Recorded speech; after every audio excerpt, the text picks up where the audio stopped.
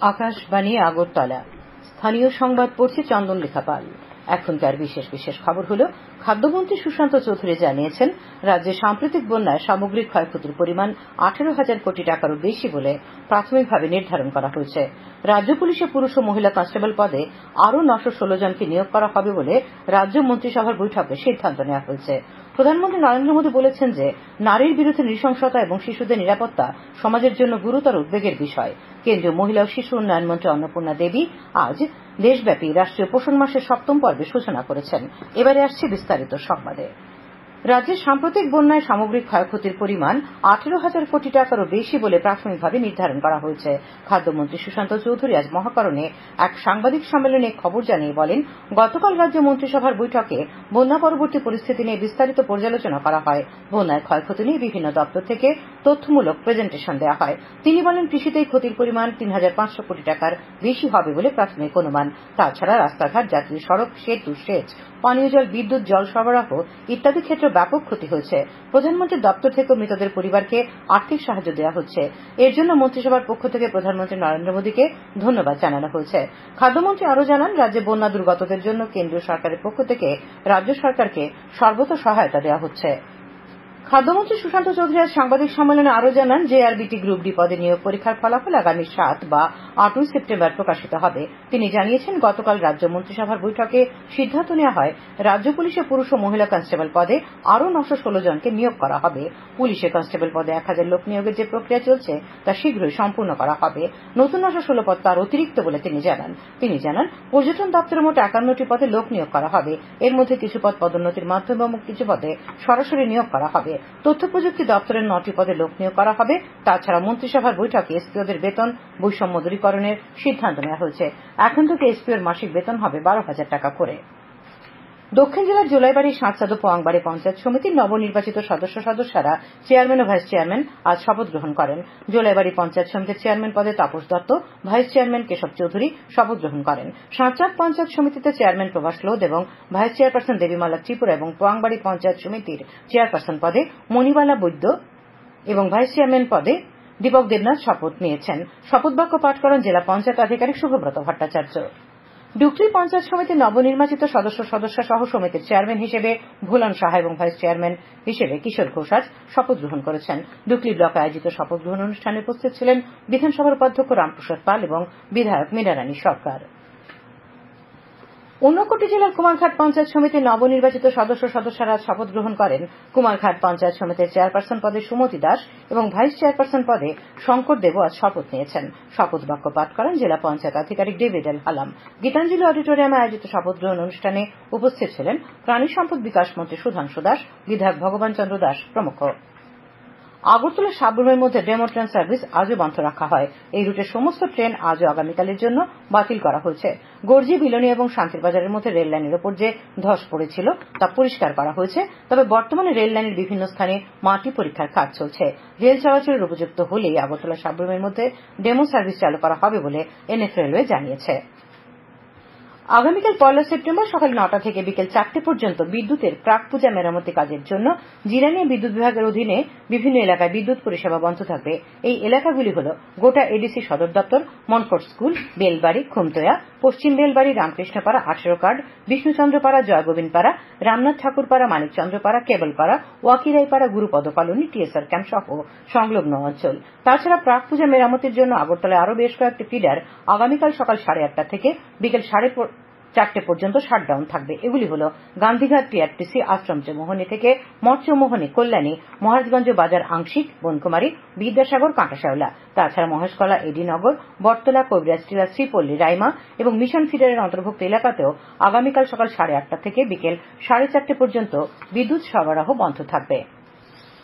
খবর প্রচারিত হচ্ছে আকাশবাণীর আগরতলা কেন্দ্র থেকে।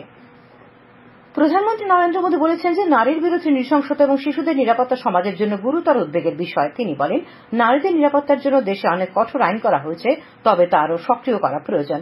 তিনি বলেন, নারীর প্রতি অত্যাচার সংক্রান্ত মামলায় যত দ্রুত সিদ্ধান্ত নেওয়া হবে, নারীরা তত বেশি নিরাপত্তার নিশ্চয়তা পাবেন। প্রধানমন্ত্রী আজ নতুন দিল্লির ভারত মণ্ডপমে জেলা বিচার বিভাগের দুদিনব্যাপী জাতীয় সম্মেলনের উদ্বোধন করে এই কথা বলেন। তিনি বলেন, সুপ্রিম কোর্টের 75 বছর, ভারতের সংবিধান ও সাংবিধানিক মূল্যবোধ ও ভারতের গণতন্ত্র হিসেবে আরও পরিণত হওয়ার যাত্রা। শ্রী মোদী বলেন, জরুরি অবস্থার অন্ধকার সময়েও সুপ্রিম কোর্ট দেশবাসীর মৌলিক অধিকারের নিশ্চয়তা দিয়েছে এবং প্রতিবারই জাতীয় স্বার্থের প্রশ্নে সুপ্রিম কোর্ট সর্বদা জাতীয় অখণ্ডতা রক্ষা করেছে। তিনি বলেন, ভারতের জনগণ কখনোই সুপ্রিম কোর্ট বা ভারতীয় বিচার ব্যবস্থার বিরুদ্ধে প্রশ্ন তোলেনি। ভারতীয় ন্যায় সংহিতা বিষয়ে প্রধানমন্ত্রী বলেন, এই আইনগুলির চেতনা হল নাগরিক প্রথম, মর্যাদা প্রথম এবং ন্যায় প্রথম। তিনি বলেন, গত 10 বছরে দেশে বিচার বিভাগের পরিকাঠামো উন্নয়নে ব্যয় হয়েছে প্রায় 8,000 কোটি টাকা। প্রধানমন্ত্রী বলেন, স্বাধীনতার অমৃতকালে 140 কোটি দেশবাসীর একটাই স্বপ্ন, উন্নত ভারত, নতুন ভারত। প্রধানমন্ত্রী সুপ্রিম কোর্ট প্রতিষ্ঠার 75 বছর পূর্তি উপলক্ষে একটি ডাক টিকিটও মুদ্রা প্রকাশ করেন।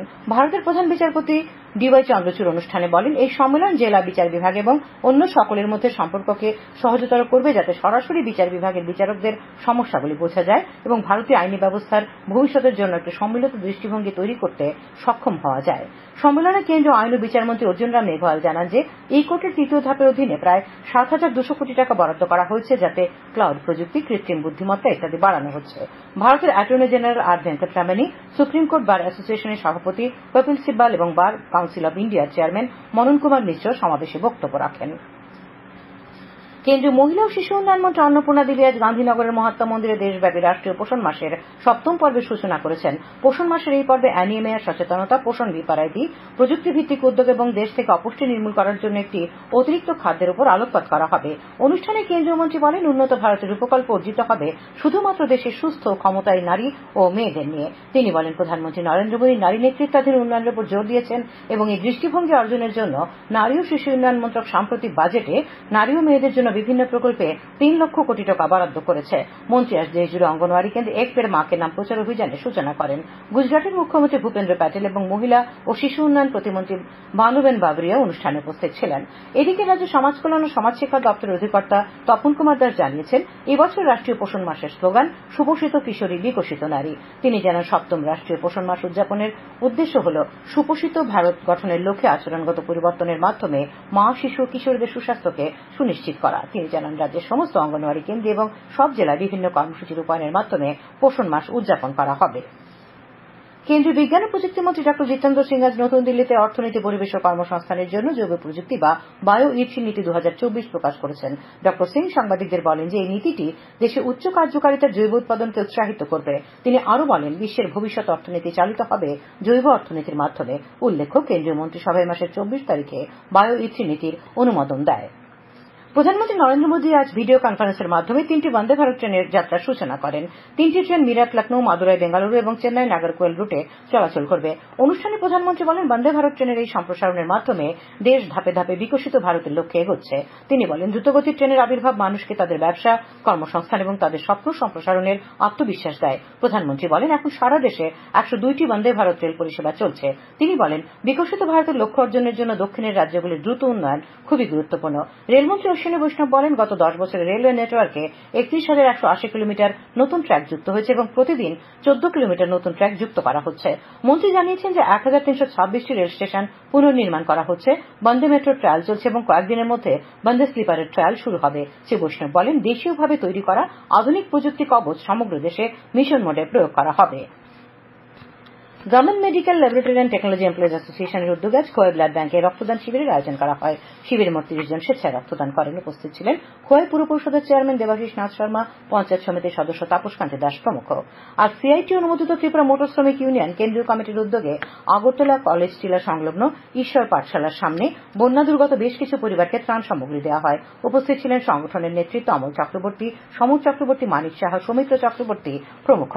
আসাম রাইফেলসের পক্ষ থেকে জানানো হয়েছে যে গতকাল কাস্টমসের সঙ্গে যৌথ অভিযানে আসাম রাইফেলস যোগেন্দ্রনগরে একটি মারুতি গাড়িতে তল্লাশি চালিয়ে 30,000 ইয়াবা ট্যাবলেট উদ্ধার করেছে। এই ট্যাবলেটগুলির বাজার মূল্য প্রায় 4 কোটি 8 লক্ষ টাকা। এই ঘটনার সঙ্গে যুক্ত থাকার অভিযোগে দুজনকে আটক করা হয়েছে। খেলার খবর। ত্রিপুরা ফুটবল অ্যাসোসিয়েশন পরিচালিত চন্দ্রস্মৃতি ঘরোয়া প্রথম ডিভিশন লীগ ফুটবল প্রতিযোগিতার আজকের খেলায় টাউন ক্লাব জয়লাভ করেছে। উমাকান্ত মিনি স্টেডিয়ামে অনুষ্ঠিত খেলায় টাউন ক্লাব 2-0 গোলে ফ্রেন্ডস ইউনিয়নকে হারিয়ে দেয়। আবহাওয়া। আগামী 24 ঘন্টায় রাজ্যে ধলাই এবং উত্তর জেলার কয়েকটি স্থানে ভারী বর্ষণের সতর্কবার্তা জারি করেছে আবহাওয়া দপ্তর। আগামীকাল সর্বোচ্চ তাপমাত্রা থাকবে 35 ডিগ্রি সেলসিয়াস এবং সর্বনিম্ন 27 ডিগ্রি সেলসিয়াসের কাছাকাছি। আজ দিনের সর্বোচ্চ তাপমাত্রা ছিল 35.6 ডিগ্রি সেলসিয়াস এবং সর্বনিম্ন 27.6 ডিগ্রি সেলসিয়াস। শেষ করার আগে খবরের বিশেষ বিশেষ অংশগুলি আরেকবার।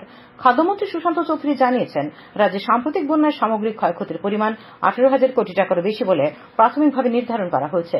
রাজ্য পুলিশে পুরুষ ও মহিলা কনস্টেবল পদে আরও 916 জনকে নিয়োগ করা হবে বলে রাজ্য মন্ত্রিসভার বৈঠকে সিদ্ধান্ত নেওয়া হয়। প্রধানমন্ত্রী নরেন্দ্র মোদী বলেছেন যে, নারীর বিরুদ্ধে নৃশংসতা এবং শিশুদের নিরাপত্তা সমাজের জন্য গুরুতর উদ্বেগের বিষয়। কেন্দ্রীয় মহিলা ও শিশু উন্নয়ন মন্ত্রী অন্নপূর্ণা দেবী আজ দেশব্যাপী রাষ্ট্রীয় পোষণ মাসের 7ম পর্বের সূচনা করেন। স্থানীয় সংবাদ আজকের মতো এখানেই শেষ হলো।